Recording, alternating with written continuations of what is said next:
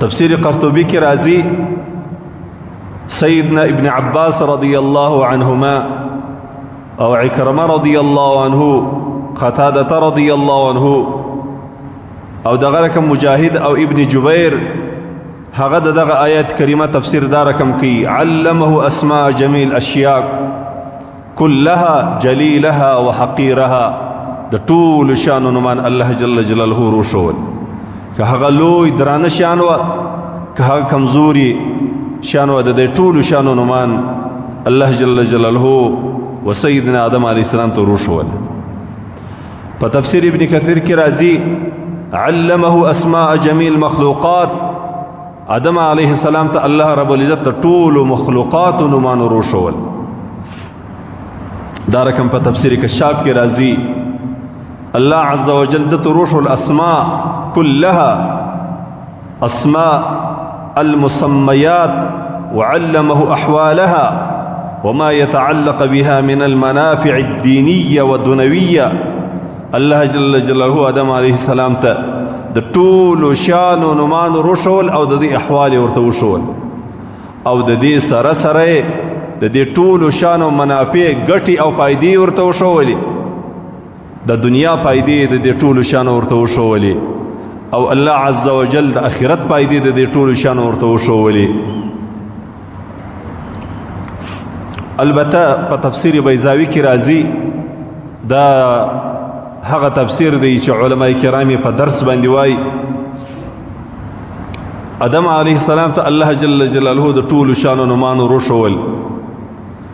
بیا دا سلی کی علمه ایاها بمعانیها د ټول اسماء د شوونی سره د هغو معنی روشولي اذ لا فضيلة للاسماء دون المعاني ځکه فضیلت د یو شي خالی په نوم باندې نه راځي تر څو پورې چې معنا سره ته نه معلومه. نو الله جل جلاله آدم علیه السلام ته هم د ټولو شانو اسماء وروښول او هم یې د ټولو شانو معاني ورته وښول. وهي دلالة على شرف العلم وفضيلته. په دې کې دلالت دی پر دې باندې په دې کې دلالت دی په شرافت د علم او په فضیلت د دې علم چې علم څونه ضروري دی، علم کې څونه شرافت دی، څونه عزت دی. الله جل جلاله یو انسان په علم باندې څونه قدرمن کی. تفسیر بیضاوی کی راضی الهمه معرفة ذوات الاشیاء وخواصها واسماءها واصول العلم وقوانين الصناعات وكيفية آلاتها. الله عز وجل و سیدنا آدم علیه السلام ته د ټول شانو هغه حقیقت ورته وشوي، د دې ټول شانو چې کومي فائدې او ګټې دي هغه ورته وشولې او د دې سره سره اصول د علم، قوانین د علم هغه ورته وشول. دا رقم د صناعت د یو شي د پیدا کېدلو د جوړېدلو قوانین دا ورته وشول او هغه کیفیت د آلاتو د دې شانو د جوړېدلو دا ورته وشول. دا د علم فضیلت دی نسبتا و د دنیا و نور شانو ته.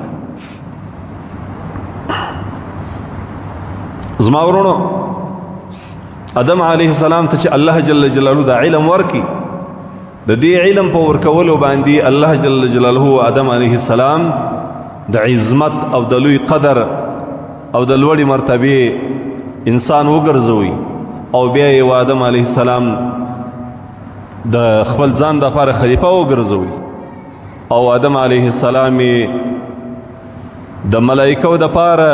مسجد وګرځوي، یعنی سجده و آدم علیه السلام ته وسو. هغه سجده د عزت او د قدر د تعظیم سجده و آدم علیه السلام ته فرشتو وکړه.